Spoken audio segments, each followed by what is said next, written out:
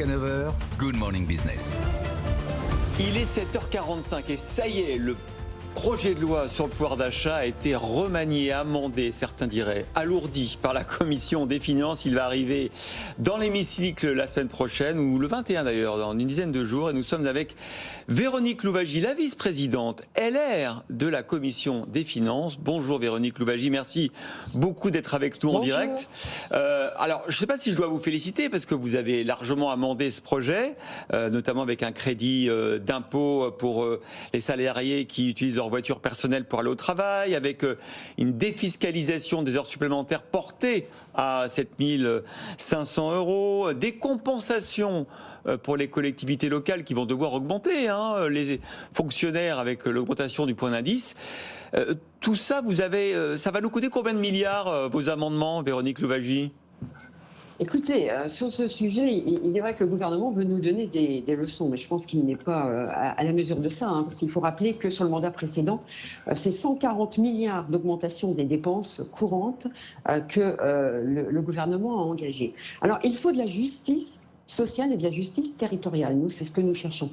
Il n'est pas logique de rester dans un processus où le gouvernement continue à encaisser, notamment les taxes sur le carburant quand le carburant flambe, comme nous l'avons vu, et que de l'autre côté, il veuille distribuer des chèques. Donc nous voulons des mesures durables, des mesures qui s'installent dans le temps et qui répondent à tous les Français. C'est ce qui concerne le carburant et c'est ce qui concerne aussi le sujet des collectivités territoriales qui va subir une revalorisation de l'indice des fonctionnaires, ce qui est très bien, mais le gouvernement à aucun moment dans son exposé des motifs, dans ses études d'impact, n'a abordé cette question des collectivités territoriales qui est une vraie question.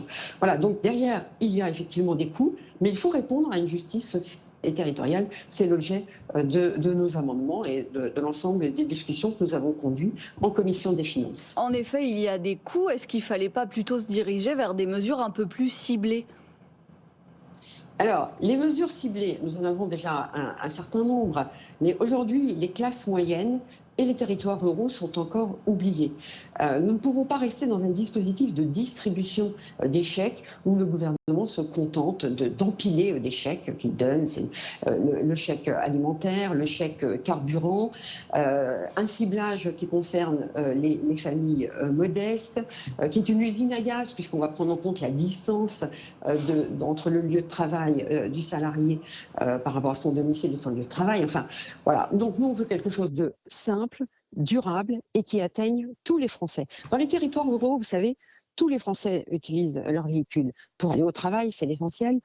Pour les personnes, pour aller chez le médecin, pour aller faire les courses, pour emmener les enfants à l'école, pour emmener les enfants au niveau des activités. Et cette mesure, d'ailleurs, vous parliez de coûts. Première question, nous avons été très heureux en commission des finances d'apprendre que cette mesure ne coûtait pas 50 milliards, comme nous l'indiquait le ministre jusqu'à maintenant, mais finalement 24 milliards. Donc vous voyez, ce que l'on veut, c'est véritablement apporter une réponse à tous les Français des territoires ruraux. J'ajouterais que l'inflation dans les territoires ruraux a été supérieure de plus d'1 point est supérieure de plus d'1 point par rapport à l'inflation des territoires urbains.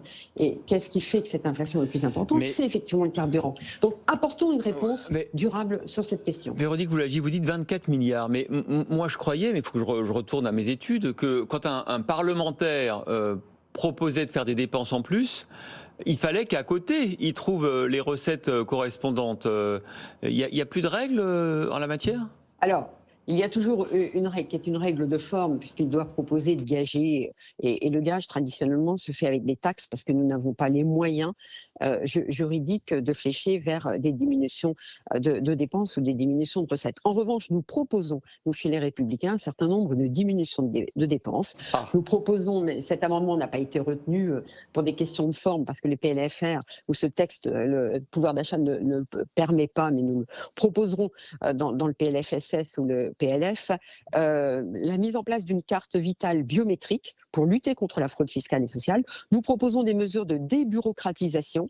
D'ailleurs, la Première ministre, dans son discours de politique générale, a parlé de mesures de simplification administrative. Donc, c'est à peu près la même chose. Nous chiffrons les fraudes sociales et fiscales avec la carte vitale biométrique à peu près 5 milliards d'euros et la débureaucratisation à 15 milliards d'euros. Voilà 2 mesures, par exemple, que nous proposons et qu'il faut mettre en œuvre très rapidement parce que ces mesures, si elles ne sont pas mises en œuvre dès le début d'un quinquennat, on connaît le processus d'inertie qui existe pour qu'elles produisent des effets. Donc c'est très important de rentrer dans ce processus. Véronique Louwagie, Finalement, vous savez... attendez, Oui. une question, parce que simplement, en l'état, ce projet de loi, tel qu'il a été amendé, est-ce que vous allez le voter ?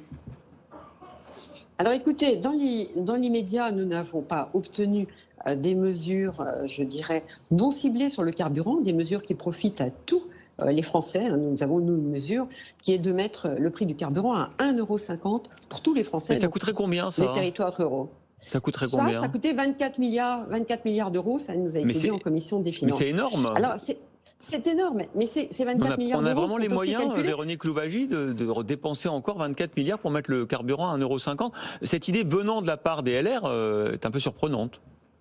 Ça peut être surprenant, mais vous savez qu'aujourd'hui, nous avons le taux de prélèvement obligatoire en France, un des plus élevés de taux de prélèvement obligatoire par rapport à l'Europe. Ce qui veut bien dire qu'il nous faut baisser nos prélèvements obligatoires, il nous faut baisser nos impôts. Donc il faut enclencher ce mécanisme de baisse d'impôts parce qu'aujourd'hui dans le carburant, l'État encaisse des sommes importantes. C'est 33 milliards de TICPE, c'est derrière 15 milliards de TVA actuellement. Voilà, donc l'État encaisse... Et je dirais, se fait des recettes compte tenu d'un prix de carburant très élevé. Il y a tellement de dettes et tellement de déficits, vous savez que les recettes, il n'y en a jamais trop. Hein. Il faut enclencher un mécanisme de diminution des dépenses. Ouais, vous ne pouvez pas perdurer dans un système comme celui-ci parce que nous continuerons à effectivement mettre en place de la dette. Nous continuerons à avoir des emprunts chaque année pour clore le budget. Donc, ça n'est pas possible. Donc, nous disons moins de dépenses publiques, moins d'impôts prélevés auprès des Français pour enclencher aussi un mécanisme de croissance à améliorer. Merci Véronique Louwagie, vice-présidente LR de la Commission des finances de l'Assemblée nationale, d'avoir été en direct dans Good Morning Business.